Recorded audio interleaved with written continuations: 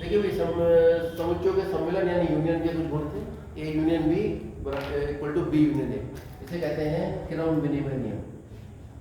क्रम विनिमय का मतलब होता है कि अगर हम क्रम में परिवर्तन करें तो मान में कोई परिवर्तन नहीं होगा। उसके अलावा ये ए यूनियन बी यानी 3 सेट है हमारे पास, 2 का यूनियन हमने पहले निकाल लिया और फिर उसका यूनियन तीसरे से निकाला, या बाद वाले 2 का यूनियन निकाल लिया फिर उसका यूनियन हमने पहले वाले से निकाला। अगर ऐसा हो जाता तो ये कहलाता साचार्य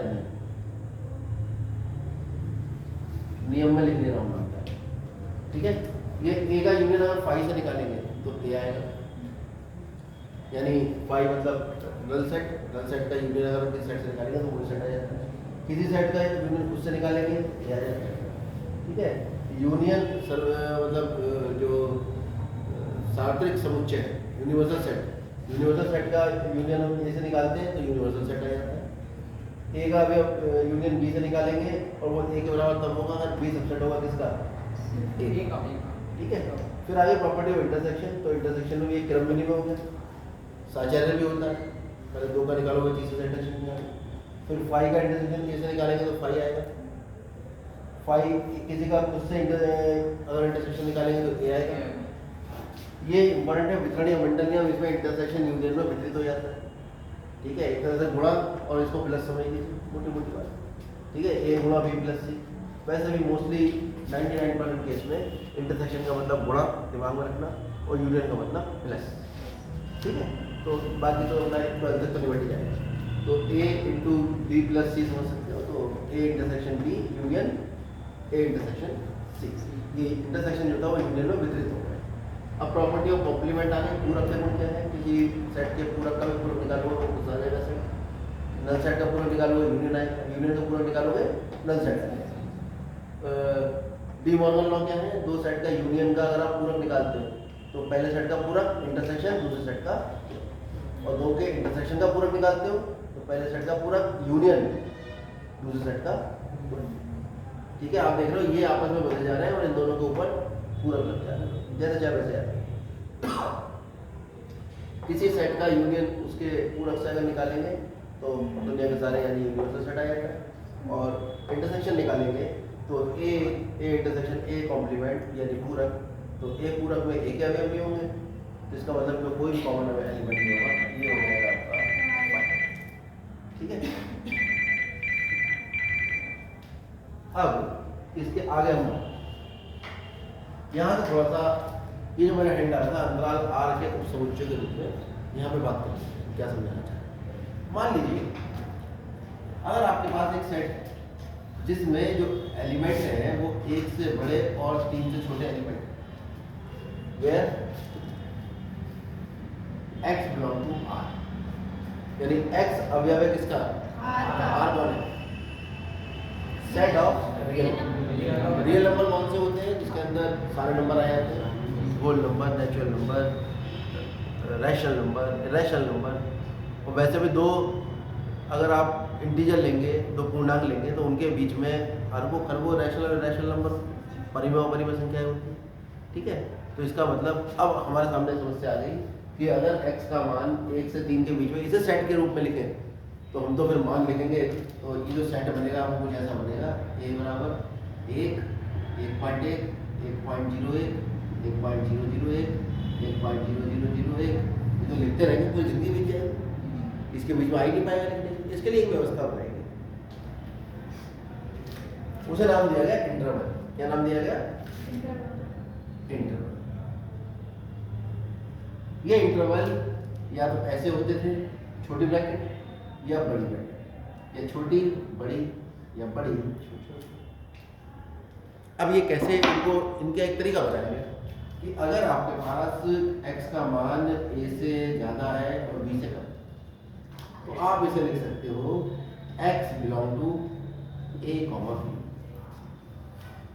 यानी ब्रैकेट लगाई आपने, पहले छोटी संख्या लिख दी, बाद में बड़ी संख्या लिख दी। अब इस छोटी और इस बड़ी के बीच में जितनी भी वास्तविक संख्याएं आती हैं वो सब यहाँ पे लिख दो, वो आप अपने दिमाग में लिख लो, बस यहाँ पे सबसे छोटी लिखनी है और सबसे बड़ी, ये इसे इंटरवल है। और ये भी एक सेट को लिखने का ये टूल। वैसे तो आपको ये लगता है कि निर्देशांक लिखे, निर्देशांक नहीं है, ये है इंटरवल। अच्छा और क्या हो सकता है, ऐसा होगा तो शायद थोड़ा बहुत समझ में आया। यहाँ पे वो संख्याएं थी जो a से बड़ी थी और b से छोटी थी। यहाँ पे वो संख्याएं हैं जो a भी उसमें इंक्लूड है, a या a से बड़ी, b या b से छोटी। तो अगर ये इंक्लूड है तो यह क्लोज ब्रैकेट है। क्लोज का मतलब ये जो सबसे छोटी और सबसे बड़ी संख्या है वो भी x का मान हो सकती है। ये बिलोंग टू मैंने आपको बता दिया था, संबंधित है, x संबंधित है, x का जो मान है वो a या a से बड़ा, b या b से छोटा। ऐसे भी हो सकता है। तो x बिलोंग टू ये छोटी ब्रैकेट हो गया, ऐसा भी हो सकता है। x बिलोंग टू a, इसे इंटरवल, ठीक। और ये इंटरवल सबसेट है किसके? Real number. कोई भी इंटरवल होगा वो किसका सबसेट होगा? Real number. तो फिर रियल नंबर का अगर इंटरवल रूप लिखना चाहे वो क्या होगा? तो रियल नंबर का जो इंटरवल रूप होगा, इंटरवल रूप वो ये होगा, r जो होगा वो माइनस अनंत से प्लस अनंत। कोई संख्या ना तो माइनस अनंत के बराबर होती है ना प्लस अनंत के। ये तो नंबर लाइन पे जितनी भी संख्याएं होती हैं, इधर माइनस अनंत हो गया, इधर प्लस अनंत हो गया, बीच में 0 आ गया, 1 2 3 -1 -2 -3। और प्रत्येक बिंदु किसी ने यहाँ देख रहे हैं, ये बिंदु 1 को लिख रहा है, 2 को लिख रहा है, इसके बीच का बिंदु 1.5 को दिखाएगा। तो इसका मतलब डेडे काइंड एक थे, उन्होंने कह दिया बोले भाई संख्या रेखा पर प्रत्येक बिंदु किसी न किसी संख्या को निरूपित करता है, और निरूपित करता है तो फिर वो संख्याएं पूर्णांक है वो जरूरी नहीं, पूर्णांकों के बीच में ही बहुत सारे बिंदु हैं, और ये असंख्य बिंदु हैं, ये असंख्य संख्या को निरूपित करते हैं। कुछ संख्या परिमेय होती हैं, कुछ अपरिमेय होते हैं। जो बिंदु परिमेय को निरूपित करता है वो अपरिमेय को निरूपित नहीं करता, और जो अपरिमेय को निरूपित करता है वो परिमेय को निरूपित नहीं करता। लेकिन कुल मिला के सभी संख्याओं को हम वास्तविक संख्या कहते हैं। दुनिया की सबसे छोटी वास्तविक संख्या माइनस अनंत है, और सबसे बड़ी वास्तविक संख्या प्लस अनंत। और ये जो माइनस अनंत है इसको भी ज्ञात नहीं किया जा सकता, और जो प्लस अनंत है इसको भी ज्ञात नहीं किया जा सकता, यानी ये दोनों किसी के बराबर नहीं हो सकती। इसलिए इस पर हमेशा ही छोटा वाला ब्रैकेट ही लगता है, क्योंकि छोटा वाला ब्रैकेट लगता ही तब है जब संख्या इंक्लूड नहीं होती। मान लीजिए आपसे कह दिया कि x का मान छोटा है तो अब एक सेट बनाओ, और जबकि x क्या है? एक वास्तविक संख्या, वास्तविक की बात चली। तो x का मान अगर 2 से छोटा है तो इसका मतलब x बिलोंग टू, सबसे छोटा मान कितना हुआ इसका? -1। सबसे बड़ा कितना हुआ? 2। x का मान 2 से छोटा है, इसका मतलब 2 के बराबर नहीं, और इसके बराबर 2 होते हैं। कहीं लिख दिया x का मान बड़ा है या बराबर है 2 से, फिर ये कितना होगा भाई सेट रूप में? x बिलोंग टू, सबसे छोटा मान तो 2 ही हो गया ना, सबसे बड़ा मान कौन हो गया? अनंत। अनंत किसी के बराबर नहीं होता, छोटा ब्रैकेट लगेगा, और यहाँ 2 बराबर है, इसलिए अब 2 और अनंत के बीच में जितनी भी संख्याएं हैं वो सब x का मान हो सकती है। ये इंटरवल रूप है, यही प्योर मैथमेटिक्स है। आपके फिजिक्स में भी मोस्टली आपको नोटेशन जो है वो वाला सेट ना होकर ये वाली नोटेशन इंटरवल वाली ज़्यादा होगी। इससे पाला आपका ज़्यादा पड़ेगा, वो वाले सेट का नहीं पड़ेगा, लेकिन उसके सारे नियम इस पर लागू हो जाते हैं। अब हम इंटरवल के अंदर इंटरसेक्शन निकालना शुरू कर देते हैं, बहुत लंबी कहानी हो जाएगी, अगले चैप्टर में बात करेंगे उस कहानी पर। अब हम यहाँ पे बात करेंगे, ठीक। अब इसके बाद आती है हमारे पास टॉपिक, वो है वेन डायग्राम। वेन जो थे वो एक मैथमेटिशियन थे, और उन्होंने एक सेट को जो समुच्चय था उसको चित्र में निरूपित करने के लिए एक थ्योरी विकसित की। उन्होंने कहा दुनिया के जितने भी यूनिवर्सल सेट आप बनाओगे वो चौखुटे रेक्टेंगल से बनाओगे, और हमेशा ये क्या होगा? यूनिवर्सल सेट, सार्वत्रिक समुच्चय। अब इस सार्वत्रिक समुच्चय के अंदर जितने भी समुच्चय आप बनाओगे, मान लो 2 समुच्चय A और B, तो वो सर्कल से बनाओगे। ये हो गया A, एक और आ गया, ये हो गया B, ये वेन डायग्राम, ठीक। अब हम ये देख रहे हैं कि मान लो A में अवयव होते हैं हमारे पास 1 2 3, B में अवयव होते हैं हमारे पास 2 4 8, और U हमारे पास होता है कितना? 1 2 3 4 5 6 7 8, ठीक है। A में कौन कौन से अवयव है? 1 2 3। B में कौन कौन से? 2 4 8। तो 2 ऐसा अवयव है जो A और B दोनों। तो A के अवयव हो गए A 3, और ये 2 जो है वो A और B दोनों का। तो ये क्षेत्र जो है पूरा वृत्त ये इस क्षेत्र को निरूपित कर रहा है, इसमें वो अवयव आएंगे जो खाली ए के अवयव, और ये क्षेत्र निरूपित कर रहा है जो खाली बी के अवयव। बी के अवयव कौन कौन है? 2 4 8, दो तो यहाँ आ गया 4 8। ये यूनिवर्सल सेट है। अब कौन से बचे बाहर? 5 बचे, क्यों? 7 बचे और 8 बचे। ये पूरा जो क्षेत्र है ये यूनिवर्सल 8 है। चलो 8 समझ गए वेन डायग्राम? ठीक। अब इन वेन डायग्राम के आधार पर हम जितने भी समुच्चयों के संक्रियाएं हमने पढ़ी, यूनियन, इंटरसेक्शन, डिफरेंस तो पढ़ा था, या पूरक, कॉम्प्लीमेंट, उन सबको अब हम वेन डायग्राम के थ्रू समझने की कोशिश करेंगे, और साथ साथ डी मॉर्गन लॉ को भी हम प्रूव करेंगे वेन डायग्राम की सहायता से। ये कंपटीशन में सबसे ज़्यादा पूछे जाने वाला टॉपिक है वेन डायग्राम। और एक लॉजिकल रीजनिंग आती है जो बैंक का एक एग्ज़ाम होता है IBPS, गूगल करके देख लेना।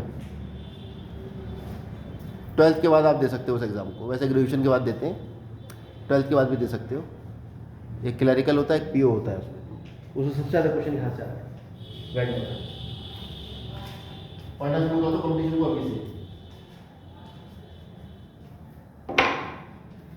अब मान लीजिए हम आपसे कहें कि आप A माइनस बी, इसका वेन डायग्राम किसका है? A minus B. हाँ, हिंदी में कहते हैं वेन आरेख। तो भाई दुनिया का कोई भी सेट है वो यूनिवर्सल सेट का सबसेट होता है, तो वेन डायग्राम हमेशा हम रेक्टेंगल यानी आयत के अंदर ही बनाते हैं। इसमें एक A है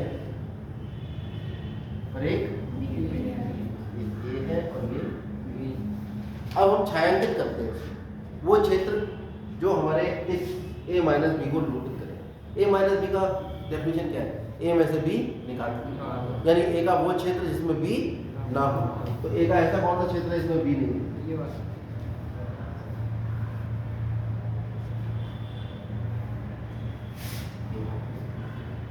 गलत कर दिया, गलत कर दिया,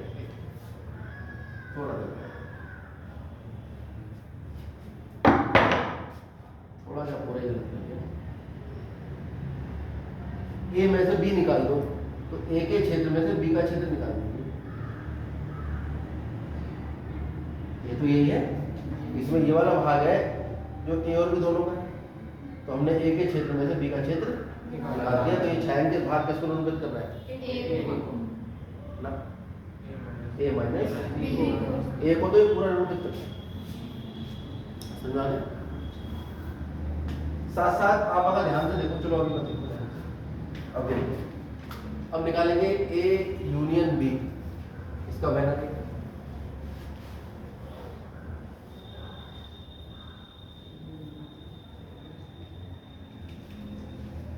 ये A है और ये A यूनियन B का क्या मतलब है? ये U है, A या यानी A का क्षेत्र या B का क्षेत्र, तो इसका मतलब ये A और B दोनों का क्षेत्र आ जाएगा इसमें। क्यों?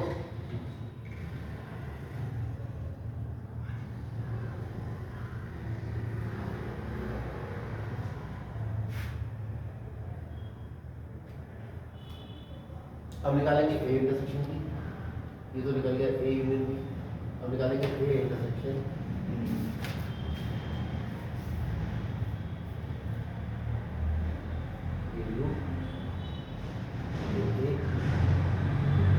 इंटरसेक्शन में क्या होता है?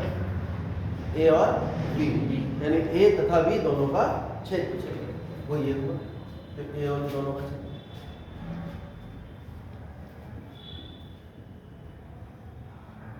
ठीक।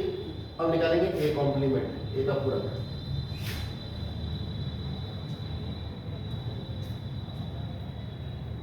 ये U है, इस बार खाली A है। A का कॉम्प्लीमेंट में क्या मतलब हुआ? A छोड़ के बाकी सब U माइनस है, U में से A निकाल दो, यानी U के क्षेत्र में से A का क्षेत्र निकाल दो आप।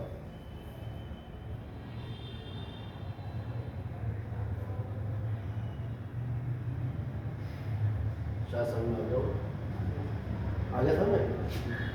ठीक है। अब आ गया A सबसेट B,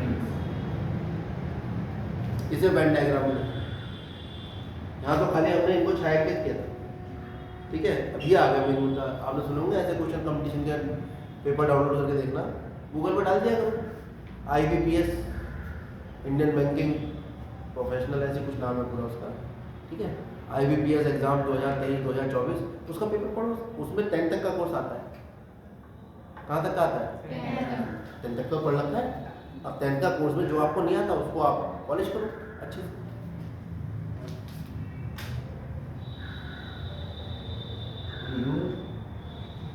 ये A है, ये B है, और A किसका सबसेट है? B, यानी A जो है वो B के अंदर हो। भाई A B का सबसेट है ना, जिसका मतलब A का निर्माण B के अवयवों से हुआ है, यानी A का क्षेत्र जो है वो पूरा का पूरा किसका क्षेत्र है? B का। ठीक है। अब यहाँ आ जाओ दोबारा, एक तरह से इसका मतलब ये तो है A परंतु B नहीं, A परंतु B नहीं। इसको हम ऐसे भी तो लिख सकते हैं, A माइनस B को हम लिख सकते हैं A minus A intersection B।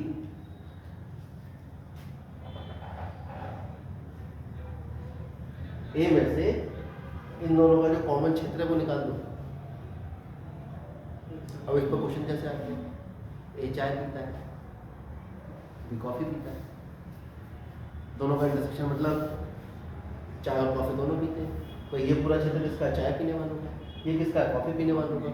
ये कौन लोग हुए जो चाय भी पीते हैं और कॉफी भी पीते हैं? बताओ ऐसे कितने लोग हैं जो चाय पीते हैं लेकिन कॉफी नहीं पीते?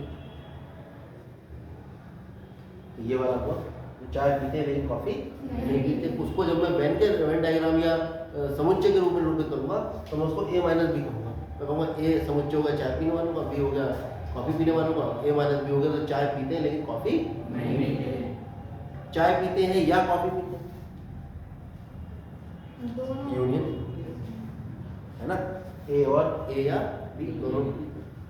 चाय तथा कॉफी दोनों, चाय तथा कॉफी दोनों, तो कौन सा क्षेत्र हुआ? तो इंटरसेक्शन वाला क्षेत्र। ये कौन सा क्षेत्र हुआ? जो चाय या कॉफी। इसको हम एक्चुअली यूनियन को या भी कहते हैं, A या B। इसे कहते हैं A तथा B, इसे कहते हैं A नहीं। दिमाग में दोस्तों, ठीक है। इसे कहते हैं A B का भाग है, A B का भाग है। इसे कहते हैं A परंतु B नहीं। तो ये आपके साधारण जो जीवन है उसमें सारी समस्याओं को हल करने के लिए लग जाएगा। भाई आपको मैथ आता है, बायोलॉजी नहीं आती, थोड़ी थोड़ी बायोलॉजी आती है। ये है इनको मैथ आता है लेकिन थोड़ी थोड़ी बायोलॉजी भी आती है। ये है इनको मैथ आता है, पता ही बायोलॉजी नहीं आती, ठीक है। ये बच्चा है, इसको मैथ बहुत अच्छा आता है, फिजिक्स बहुत अच्छा आता है, हिंदी बिल्कुल नहीं आती। तो ऐसे आपके अगर डेटा को कंप्यूटर के अंदर फीड किया जाए और फिर एक नौकरी निकले जो कहे कि ऐसा बच्चा ढूंढ के लाओ जिसको मैथ बहुत अच्छे से आता हो और हिंदी थोड़ी थोड़ी जानता हो और बायोलॉजी का हमें कुछ नहीं करना, बायोलॉजी कतई ना आती है, क्योंकि हमारा सारी रिसर्च जो हो रही है वो बायोलॉजी के अंदर हो रही है। हम एक ऐसी दवाई बनाने की कोशिश कर रहे हैं जो दिमाग को तेज कर देगी। तो हम नहीं चाहते कि कोई ऐसा बच्चा हमारे पास आए जो बायोलॉजी जानता हो, जो हमारी रिसर्च को समझे और किसी और को बताए। हमें तो ऐसा बच्चा चाहिए जो कतई मैथमेटिक्स जानता हो, मैथमेटिक्स कैलकुलेशन करवानी है कि इतने ग्राम दवाई लाओ, इतने ग्राम रसायन लाओ और इतने प्रतिशत लाओ। कंपनी डेटा डालेगी, आपका डेटा फीड होगा, एंटर दबाया, 20 बच्चों के नाम आ गए, इंटरव्यू के लिए बुलाया और आपकी नौकरी लगी। Naukri.com नाम सुना है? Naukri.com का कोई काम नहीं है, उसका काम केवल इतना है आपका डेटा इकट्ठा करना है। और आपका डेटा के लेती है पैसा, वो 10,000, 20,000, 8,000, 6,000, 7,000। आपको 2 करोड़ रुपए की नौकरी के ऑफर चाहिए, 10,000 भरो। आपको 10 लाख तक की नौकरी के ऑफर चाहिए, 2,000 भरो। आपने अपना डेटा डाल दिया, कंपनी ने भी Naukri.com को पैसा दिया कि भैया हमें ये लोग चाहिए, 50 बोले कितने चाहिए, बोले 200, हम देंगे, सबसे बड़े 200 लोग लाओ डेटा। उन्होंने उठाया और आपका डेटा उठाकर उसको दे दिया। उसने आपको कॉल कर लिया, वो मीडिएटर का काम किया, मीडिएटर में उसने कंपनी से भी पैसे लिए और आपसे पैसे लिए। इससे बढ़िया काम क्या है? और आप धन्यवाद कर रहे हो भगवान जी के बराबर। Naukri.com का फोटो लगा हुआ है, भैया तुमने मुझे नौकरी दिलवाई है 2 करोड़ की। कहाँ से संभव हुआ? सब ये डेटा से। और वो डेटा कहाँ से आया? सब समुच्चय से तो आ रहा है। अब ये कैलकुलेशन आगे जाके पूरी कंप्यूटर में बदल जाएगी। ये जो मोबाइल के अंदर आप सॉफ्टवेयर चलाते हो, ये पूरा समुच्चय है, पूरी सेट थ्योरी है। अभी आगे धीरे धीरे समझ में आएगा। अभी आप इतना उतारो फिर बता।